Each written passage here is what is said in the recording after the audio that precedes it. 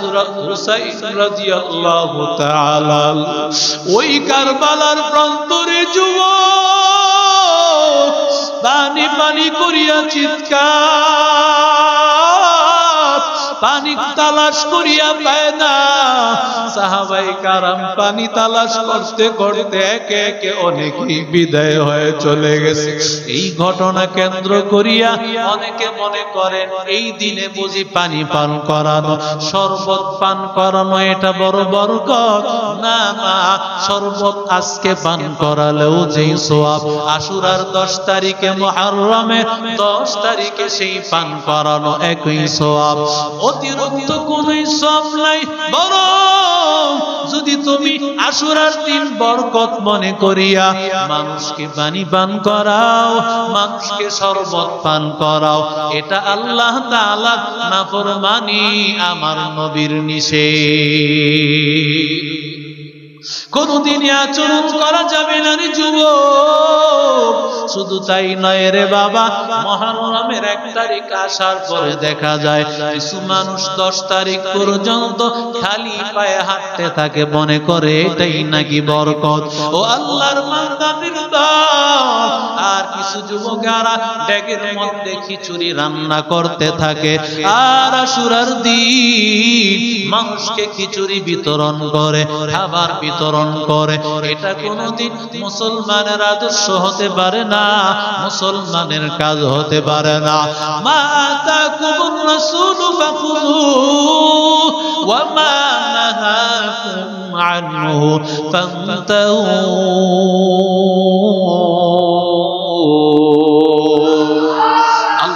দিয়া বলেন, আল্লাহ তাআলা যা আদেশ করেছেন তা মানো, আল্লাহর নবী যা আদেশ করেছেন মানো, আল্লাহর নবী যা নিষেধ করেছেন তা থেকে বিরত থাকো।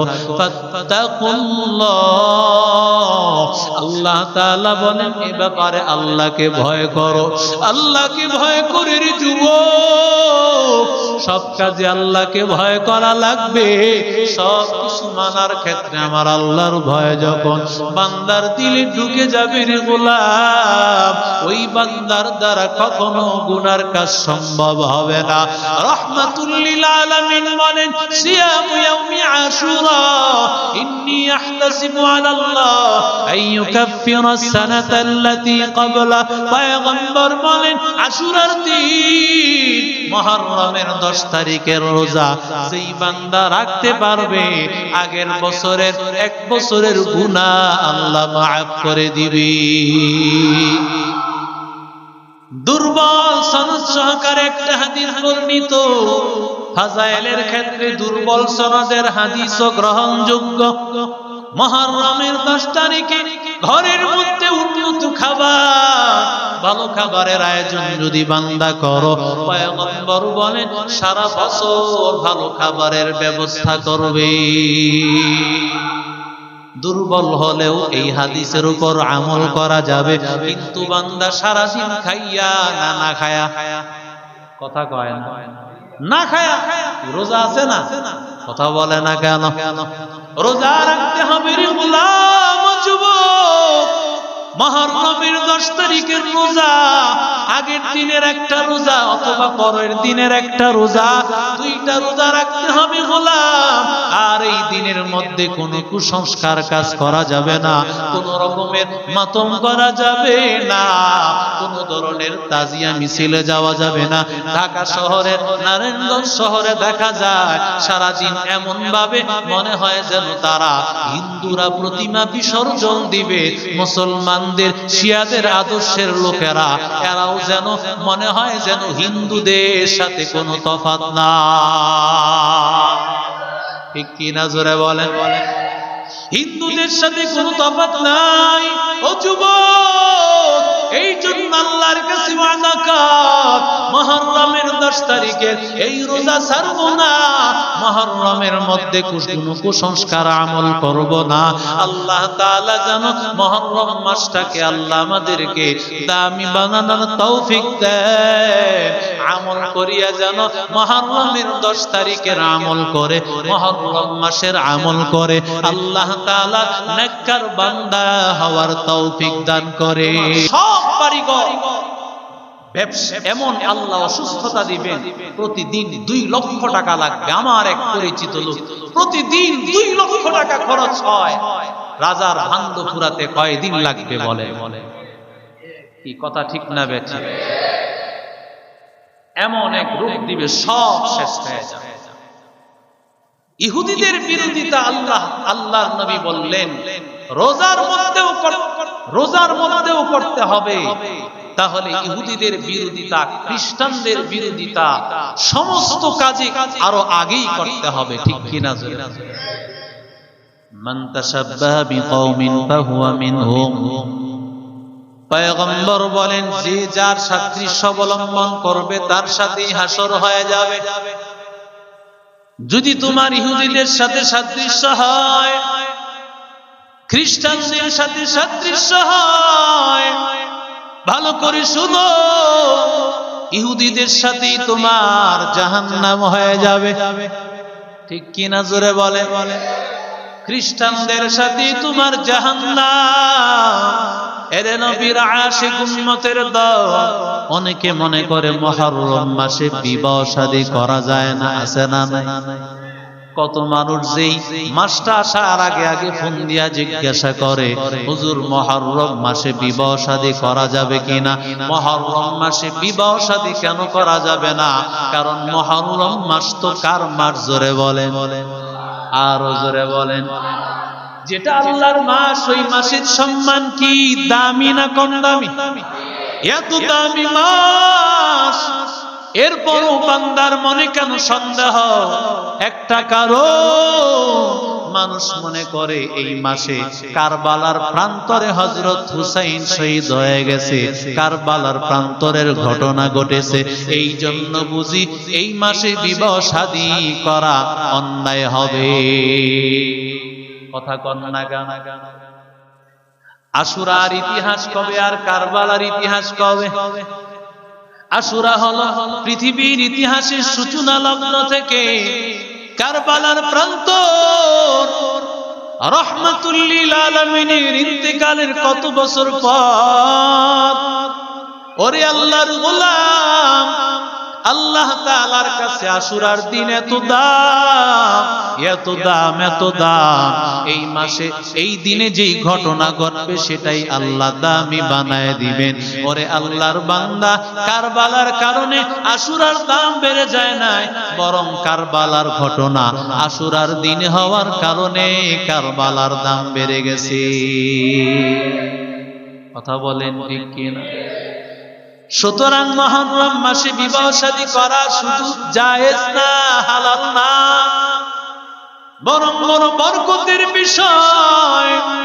এই মাস বড় বরকতের মাস। শিয়াদের এই মাসে তারা এমন কিছু কার্যক্রম করে, এমন কিছু আচরণ করে। 1 নম্বর কার্যক্রম করে তারা নিজেদের শরীরের উপর আঘাত করে। এই আঘাত করা ইহুদিদের আচরণ, মুসলমানদের নয়, ঠিক কিনা? 2 নম্বর তাজিয়া মিছিল বের করা হয়। তাজিয়া মিছিল এমন ভাবে মিছিল বের করা হয়, ও আল্লাহর বান্দাদের দল, যেই আল্লাহর বান্দা বাবার ইন্তেকালের পর বাবার মৃত্যু দিবসে আনন্দ মিছিল করে, মানুষ কি তাকে বৈধ সন্তান বলবে না অবৈধ সন্তান বলবে? হ্যাঁ, ওই সন্তান কি মানুষ ভালো বলবে না খারাপ বলবে? আরো জোরে বলেন। কারণ বান্দা, যেই দিন বাবা মরে গেল, যেই দিন আমার রক্তের মানুষটা মারা গেল, যেই দিন আমার এত আপন মানুষ দুনিয়া থেকে বিদায় হয়ে গেল, ওই দিন আমার কতটুকু মর্মান্তিক অবস্থা থাকা দরকার। অথচ আল্লাহর বান্দা তাকায় দেখ, ওরা হযরত হুসাইনের কারবালাকে কেন্দ্র করিয়া আনন্দ মিছিল করে। আনন্দ মিছিল করা এটা তো কোনদিন হুসাইনের আদর্শের সন্তানদের হতে পারে না। বরং আল্লাহর বান্দা হযরত হুসাইন দুনিয়া থেকে বিদায় হয়ে গেছে কেন? ও হুসাইন হুসাইনের আদর্শের যুবক হুসাইন রাদিয়াল্লাহু তাআলা আনহু মিথ্যার সামনে মাথা নত করেন নাই, মিথ্যার সামনে মাথা নত করেন নাই। হযরত হুসাইন বলেছে গর্দান যাবে কিন্তু ইসলামের পক্ষে আমি থাকব। যতদিন আমি দুনিয়ার জমিনে থাকব আল্লাহর জমিনে আমার আল্লাহর দ্বীনের পতাকা আমি হাতে তুলে রাখব।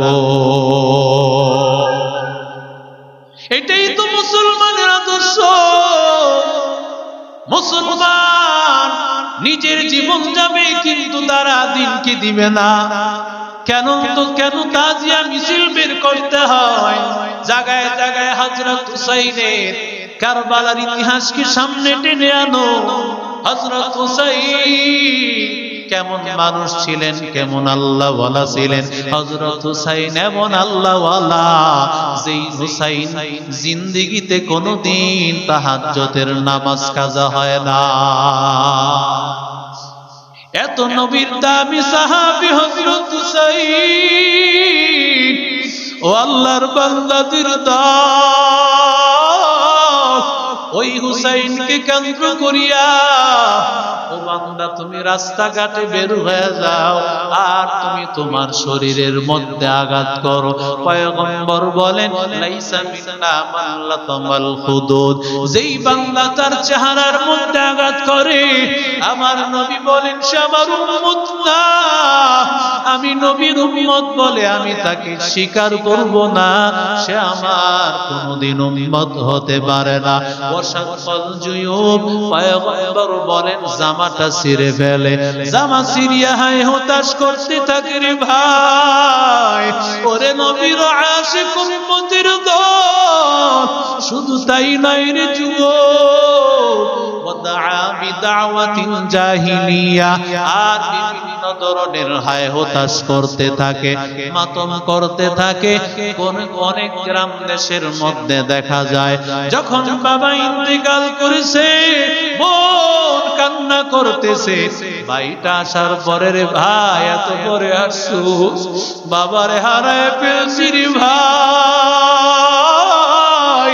আল্লাহর বান্দা কান্না করো, কান্না করতে কোনো বাধা নাই, কিন্তু আওয়াজ করে কান্না করা যাবে না আর চেহারা আঘাত করা যাবে না। আমার নবী বলেন ওই মহিলার উপর আল্লাহ তাআলার লানত, যেই মহিলা নাকি নিজের চেহারা আঘাত করতে থাকে আর যেই মহিলা নাকি আল্লাহর কাছে মরণ কামনা করতে থাকে। শুধু নবীর কথা মহিলা নয়, যেই মানুষেরা মরণ কামনা করে অনেক সময় বলে তোর উপর কেন মরণ আসলো, আল্লাহ কেন আমারে দিল না, আল্লাহ কেন আমাকে মরণ দিল না, তোর পরিবর্তে যদি আমি মারা যাইতাম এটাই ছিল ভালো, কেন আমি মারা গেলাম। নবী বলেন আল্লাহ তাআলার লানত, কোনদিন আল্লাহর কাছে মরণ কামনা করিও না, আল্লাহ নারাজ হয়ে যায় রে গোলাম। মরণ কামনা করা যায় না, মরণ কামনা আল্লাহর কাছে করলে আল্লাহ লানত নাজিল করে, চেহারা আঘাত করলে লানত নাজিল করে। এই মাসুরার দিন অনেক আল্লাহর বান্দা মানুষকে পানি পান করায়, কেন পান করায়?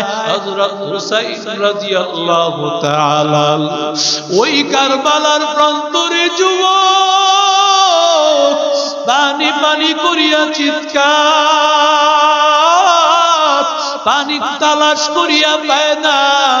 সাহাবায়ে কারাম পানি তালাশ করতে করতে একে একে অনেকেই বিদায় হয়ে চলে গেছে। এই ঘটনা কেন্দ্র করিয়া অনেকে মনে করেন এই দিনে বুঝি পানি পান করানো, শরবত পান করানো এটা বড় বরকত। না না, শরবত আজকে পান করালেও যেই সওয়াব, আশুরার 10 তারিখে, মুহররমের 10 তারিখে সেই পান করানো একই সওয়াব, অতিরিক্ত কোনো সওয়াব নাই। বরং যদি তুমি আশুরার দিন বরকত মনে করিয়া মানুষকে পানি পান করাও, মানুষকে শরবত পান করাও, এটা আল্লাহ তাআলার নাফরমানি, আমার নবীর নিষেধ। কোনদিনই আচরণ করা যাবে না রে যুবক।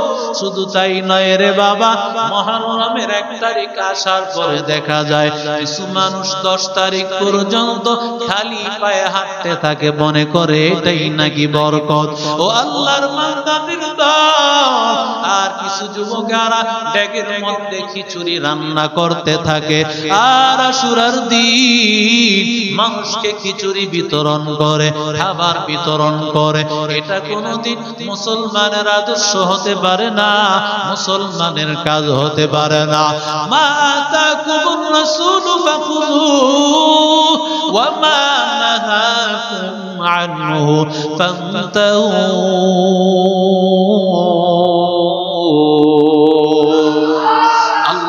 দিয়া বলেন, আল্লাহ তাআলা যা আদেশ করেছেন তা মানো, আল্লাহর নবী যা আদেশ করেছেন মানো, আল্লাহর নবী যা নিষেধ করেছেন তা থেকে বিরত থাকো। ফাত্তাকুল্লাহ, আল্লাহ তাআলা বলেন এ ব্যাপারে আল্লাহকে ভয় করো।